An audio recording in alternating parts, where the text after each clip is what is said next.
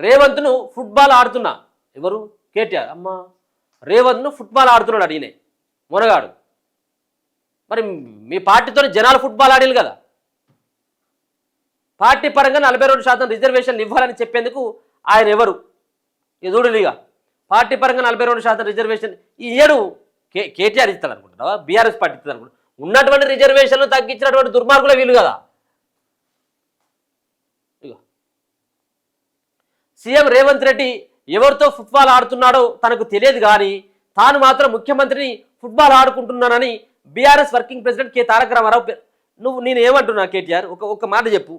నువ్వు బాధ్యతలు స్వీకరించిన తర్వాత నువ్వు బీఆర్ఎస్ పార్టీ వర్కింగ్ ప్రెసిడెంట్గా బాధ్యతలు స్వీకరించిన తర్వాత నీ యొక్క విజయాలు ఏంటి నీ అపజయాలు ఏంటి ఎన్ని చోట్ల నువ్వు విజయాలు సాధించినావు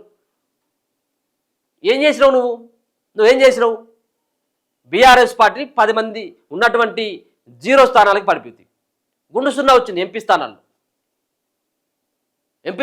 పార్టీ ఓడిపోయింది అధికారం కోల్పోయింది ఎంపీ ఎలక్షన్ జరుగుతుంది దాంట్లో 0 దాని తర్వాత గ్రామ పంచాయతీ ఎన్నికల్లో పెద్దగా వచ్చినటువంటి రిజల్ట్ ఏమి లేదు జూబ్లీహిల్స్ ఉప ఎన్నిక ఓడిపోయినావు అటుపోతే కంటోన్మెంట్ ఉప ఎన్నిక ఆడ ఓడిపోయినావు నువ్వు ఏ విధంగా ఫుట్బాల్ ఆడుతా ఉన్నావు ఫుట్బాల్ నువ్వు ఆడట్లేదు నీతో ఆడుతూ ఉన్నారు జనం అంతా కూడా మీ పార్టీతో ఫుట్బాల్ ఆడుతూ